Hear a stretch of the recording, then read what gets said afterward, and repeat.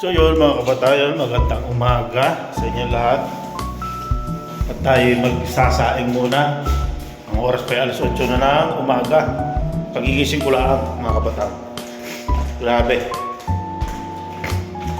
Yun o, buksan natin ang ilaw. Yun. Dito madilim din.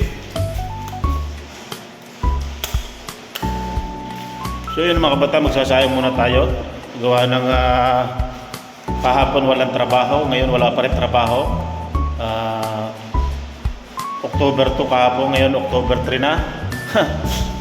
Dahil nga po sa may bagyo dito sa Taiwan yan. At pag may bagyo dito sa Taiwan mga kabatang ay talagang laging walang pasok.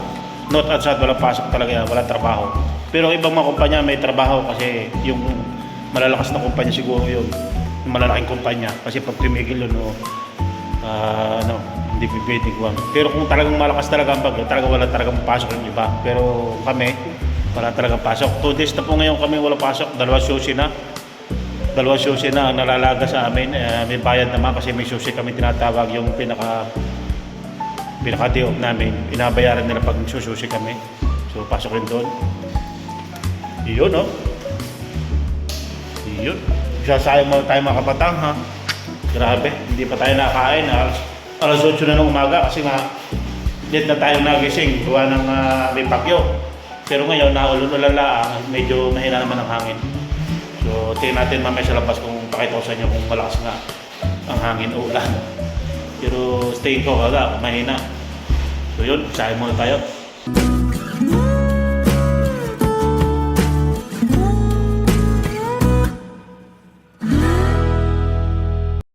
Hugas muna tayo na pagsasaingan natin mga kabataan. Wala kang paganto-ganto lang tayo ngayon. Saing muna tayo. Wala pa tayong kanin pero may ulam na po naman tayo, may ulam na. Iinit ko lang naman yung ulam kasi nagluto ko kahapon eh.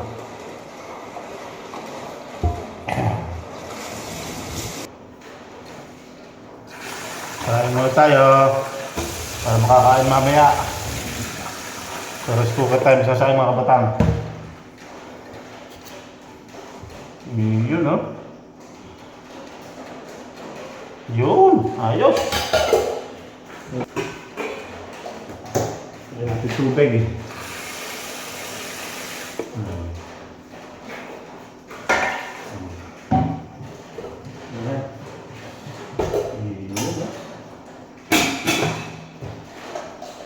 Yun. Yan. At nilagay ko na dito yung aking ulam. May minuto kahapon. Iniilit muna natin yun. Para mainit ang ating pagkain mamaya. So tambay muna tayo sa taas. Yun. Hintay-hintay muna natin yung aking niluluto para makapag-almusal. So yun mga kabatang. Kain po tayo. Yan. Meron po tayo dito niluto ko kahapon minuto. Ayun. Ayun, minuto mga kabatang. So nagmamanti-mantika pa tingnan natin. Nagmamanti-mantika pa yan mga kabatang. Grabe. Yan. Ating adobo, yun nagmamantika-mantika pa. Ayun. Kuha tayo ng ang kanin natin, yan. Ang sarap nitong adobo. Mamantika-mantika, ayun ng adobo. Sayang. May taba-taba pa.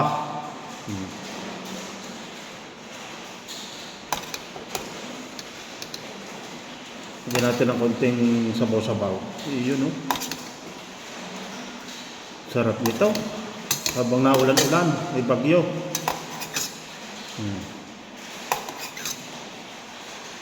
Yun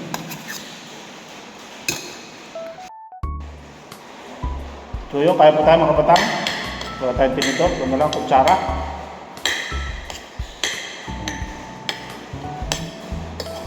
Habang naulan-ulan, medyo malakas-lakas ng ulan.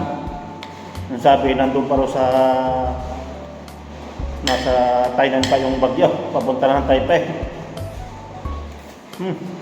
Sarap. Sarap mga batang lutong adobo yun.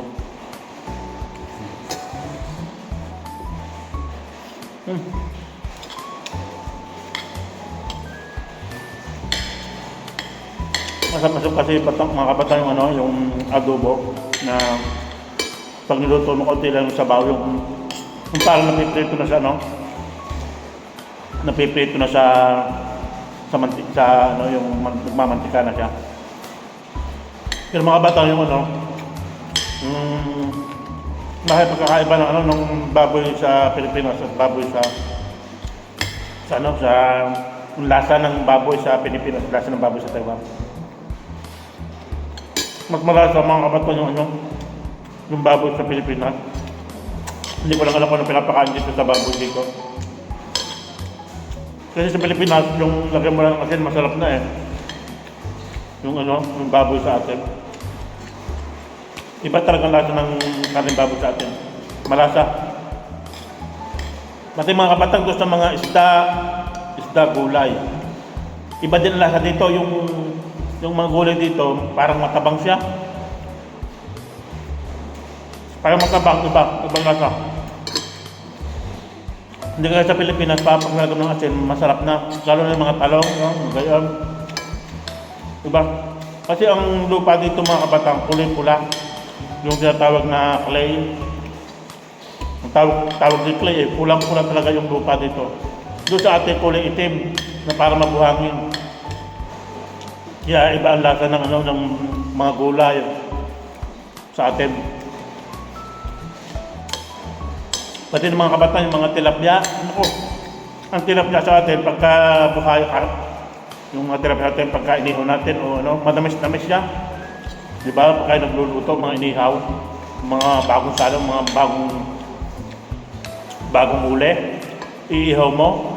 Pag inihaw mo, manamis-namis yan parang manamis-namis baga, sariwa-sariwa. Dito mga batang, iba lasa ng tilapia. Wala, matabang ang tilapia. Iba din ang pakain niya at doon dito. Sa atin pigs mga pigs, pati sa baboy pigs, pati sa mga tilapia yan, pigs, mga bangos, gayon din. Iba din lasa dito ng bangos.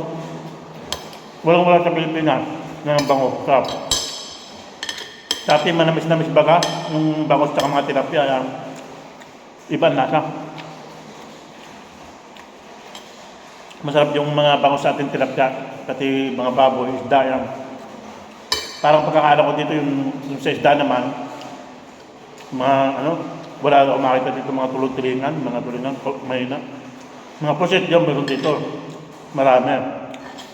Pero yung mga tambakol, walang gaano, mga tulingan, walang gaano. Pag nakakita ka ng ganyan sa palengke, mga tulingan, huwag ka nang bumili.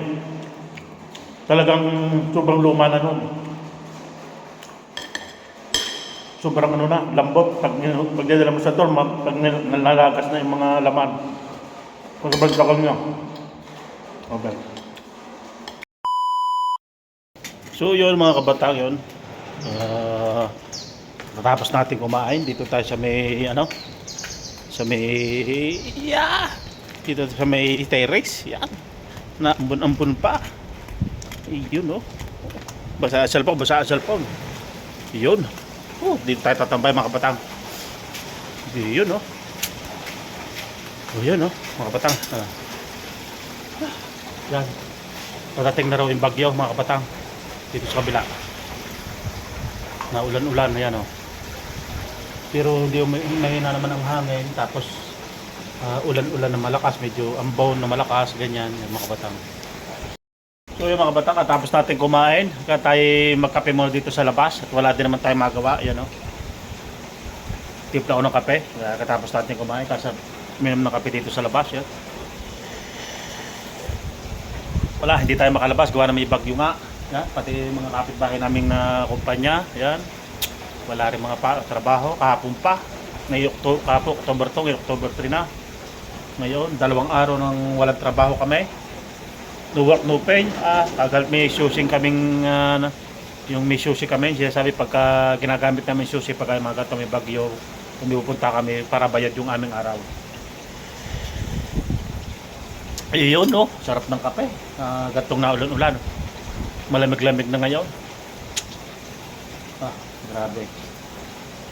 Masarap talagang uminom ng kape pagka yung katatapos mo kumain. So bukas baka may trabaho na kami niyan. Ang tagal daw lumabas ng bagyo. Ba't kaya? Ang tagal lumabas eh. Kasi yung bagyo mga kabatang ay south to north. South to north yan eh. Alam mo, binaybay yung nagsimula sa Kaohsiung hanggang pa Taipei yung bagyo. Binaybay talaga ang Taiwan. Mga batang binaybay yung ng bagyo ang Taiwan. Dumaan sa gitna ng Taiwan yung papuntang China. Papunta doon, nakita ko yung sa mapa eh. Binaybay mismo yung yung Taiwan, south to north. Bale kami nasa north kami eh, north kami Taipei. North nga. Hindi ako nagkakamali, north, Alacao north. Tapos sa Kaohsiung south. Yan, Kaya abang-abang na lang kung anong magawa natin dito. Pagkantong-kantong muna ng vlog natin, mga kabatang. Tambay-tambay. Aga-abang ng bagyo kung dadating bagaw hindi. Nahangin-hangin. Kahapon pa yung ganyan. Maambon na maambon. Yung iba may mga trabaho. Yung iba, ganun talaga eh. Pero kami wala. Nahina ang kumpanya namin ngayon. Walang overtime lagi. So yung mga kabatang, so hanggang doon na lang muna yung vlog natin for today. In-update ko lang yung channel natin mga kabatang. So maraming salamat sa inyong panonood mga kabatang. God bless po sa lahat.